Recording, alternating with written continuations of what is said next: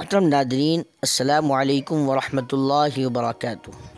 دنیا کی تاریخ میں ایسے کئی پراسرار افراد کا ذکر ملتا ہے اور ایسے بہت سارے واقعات کا ذکر ملتا ہے کہ جو اپنی حقیقت کے اعتبار سے اب تک اور آج تک ایک راز ہے۔ یہ اشخاص اور یہ افراد بغیر کسی شناخت کے دنیا کے سامنے آتے ہیں، تاریخ میں جگہ بناتے ہیں اور پھر اچانک غائب ہو جاتے ہیں۔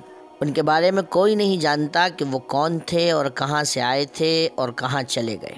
آج انہی پراسرار لوگوں میں سے ایک کا ذکر کرتے ہیں کہ 1954 میں ایک شخص ٹوکیو انٹرنیشنل ایئرپورٹ پر اترا اور وہ فرنچ زبان بول رہا تھا، لیکن وہ جاپانی بھی ٹوٹے پھوٹے انداز میں بول سکتا تھا۔ اس کے علاوہ بھی اس شخص کو کئی زبانیں بولنی آتی تھیں۔ بہرحال اس کی جاپانی زبان، جس کو سمجھنا سیکورٹی حکام کے لیے مشکل ثابت ہو رہا تھا، جب سیکورٹی حکام نے اس شخص کو ایئرپورٹ پر نقشے پر اپنے ملک کی نشاندہی کرنے کو کہا تو اس نے انڈورا پر انگلی رکھی، لیکن اسے انڈورا کے بجائے ٹورس نام سے پکار رہا تھا اور پریشان تھا کہ اس کا نام ٹورس ہے، یہاں انڈورا کیوں لکھا ہے۔ اس شخص کا کہنا تھا کہ اس نے پہلے کبھی انڈورا کا نام سنا ہی نہیں، اس کا ملک فرانس اور اسپین کے بارڈر پر موجود ہے۔ دوسری جانب سیکورٹی حکام ٹورس کے نام سے ناواقف تھے، جبکہ یہ بھی حقیقت ہے کہ ٹورس کا نام 1000 سال قبل اپنا وجود رکھتا تھا۔ یہ بات صحیح ہے۔ اس شخص نے یہ بھی بتایا کہ میرا ملک 1000 سال پہلے یہاں پر موجود تھا، لیکن یہاں آپ کے نقشے میں اس کی جگہ انڈورا لکھا ہوا ہے۔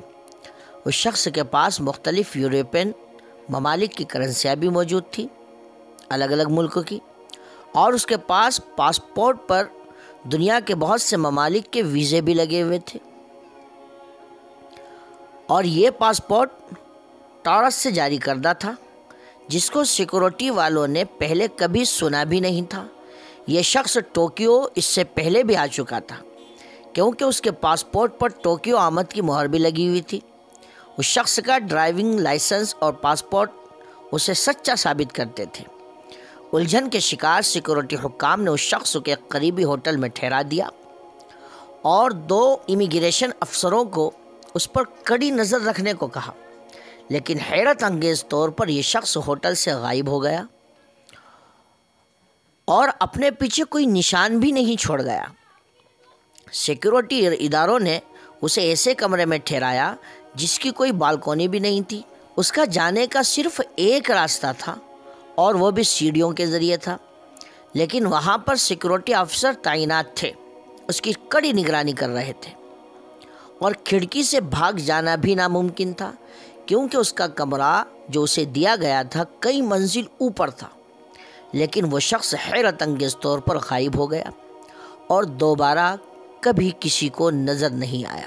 اس شخص نے تاریخ میں جگہ بنائی اور پراسرار طریقے سے غائب ہو گیا۔